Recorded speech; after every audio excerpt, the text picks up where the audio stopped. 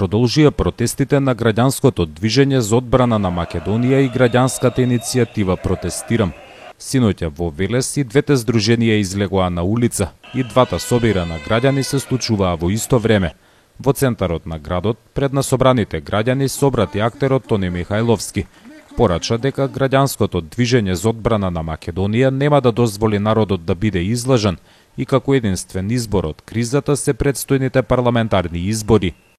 Знаеме да почувствуваме кога некој сака да го продаде народот, да ја распарчи земјата и да не избрише од географската карта. Тоа нема да им го дозволиме. И намера немаме да кршиме, да убиваме, да се лее крв по улиците. Овдека сме собрани да им кажеме дека сите сме македонци, дека и ние одлучуваме колку и тие, дека треба да се излезе на избори и само така, преку волјата на народот, преку вашата волја, некој може да ја води оваа држава. Пред Велешани собрати Филип Петровски од граѓанското движење за одбрана на Македонија смета дека мора да прекине заложништвото кое го наметнала опозицијата.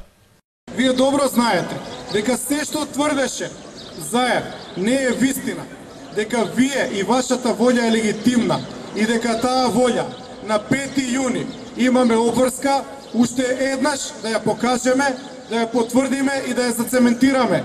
И тоа ќе биде крај со целата оваа манипулација што се прави 2 години со целото македонско граѓанство. Ние сме определени на 5 јуни да има избори, се што побараа добија, сега треба да се соочат со волјата на македонскиот народ. Македонскиот народ ќе си го каже своето мислење на 5 јуни и од тоа нема отстапување. Не може на сила да се владее. Синоќа повторно протестираа и од граѓанската иницијатива Протестирам. Маршот тргна од Авона, а заврши во центарот кај кружниот тек. Повторно побараа повлекување на одлуката на председателот за аболиција, како и откажување на изборите предвидени за 5 јуни. Оставка на председателот Ѓорѓи Иванов поради срамната одлука за аболиција на осумничените за криминал од посочени од специјалното јавно обвинителство. Формирање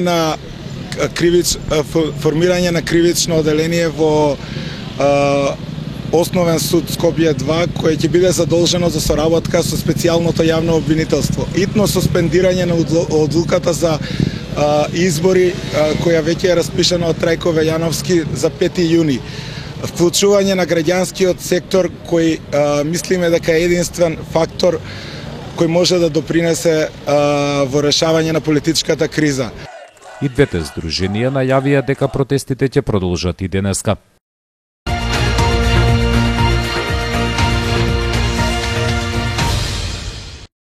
Се подобруваат условите за престој на учениците во интернатот. Леглата во собите на ученичкиот дом Лазар Лазаревски ќе добијат нови душеци. Фирмата, чија понуда е избрана за најповолна на распишаниот тендер, ги достави првите 60 душеци. Од управата на ученичкиот дом велат дека замената ќе се спроведува во неколку фази. Значи сега во оваа фаза, да речеме прва фаза, се набавени 60 душеци.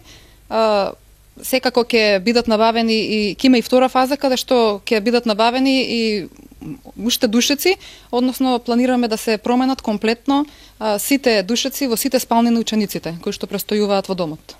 Директорката Ѓурчиновски додава дека во изминатиот период континуирано се подобруваат условите за престој на учениците во домот.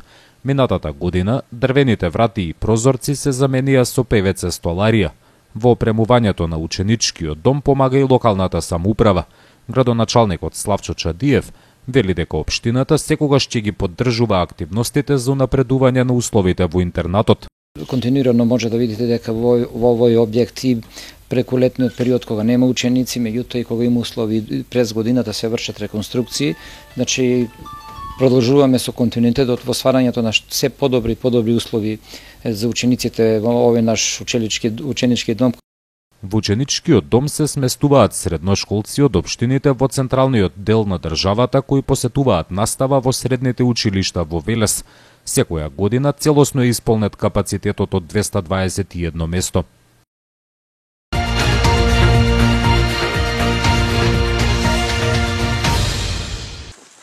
Езерото Младост е порибено со крап. Денеска во водите беа пуштени 350 килограми. Порибувањето го реализираше Риболовната федерација на Македонија во соработка со Сдруженијето на спортски риболовци Бабуна. Според надлежните, порибувањето ќе овозможи збогатување на рибниот фонд во езерото Младост.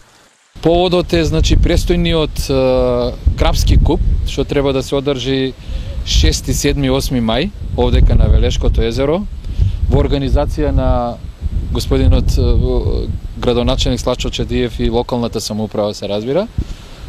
И средствата што ќе бидат собрани од тој куп од котизација, повторно ќе бидат заедно со локалната самоуправа насочени кон ново порибување на езерото непосредно после куп. Од локалната самоуправа велат дека организирањето на крапскиот куп се прави за да се привлечат спортските риболовци од целата држава. Градоначалникот Славчо Чадиев смета дека езерото Младост нуди одлични можности за развој на спортскиот риболов. Сме на прав пат дека риболовниот туризам на Велешкото езеро ќе трае во текот на целата година со потполна подршка на риболовните друштва во Велес Пресена риболовното друштво Бабуна од страна локалната самоуправа за спроведување на такви такмичења, меѓутоа и за зачувување на рибниот фонд со нивните контроли во езерото Младост. Од Сдруженијето на спортски риболовци Бабуна откриваат дека во тек е постапка за целосна забрана на ловењето крап на Младост. Од надлежните институции се бара забраната да важи во следните 2 до 3 години. Од Бабуна велат дека ова се прави за да може езерото Младост да биде домаќин на балкански па и европски надпревари во ловење крап. Во моментов ние имаме поднесено барање до Институтот за сточарство на Република Македонија, во кој што бараме наредниве 2-3 години да имаме тотална забрана на крапот заради негово намножување и заради тоа што овој центар заедно со локалната самоуправа во езеро го спремаме не само за балкански купови и првенства крапски, него и за нешто подобро, повеќе. Интенцијата да во догледно време еден ден и овде организираме европски шампионат во крапски риболов. Инаку, како концесионер на Младост, Сдруженијето Бабуна има обврска еднаш годишно да го порибува езерото.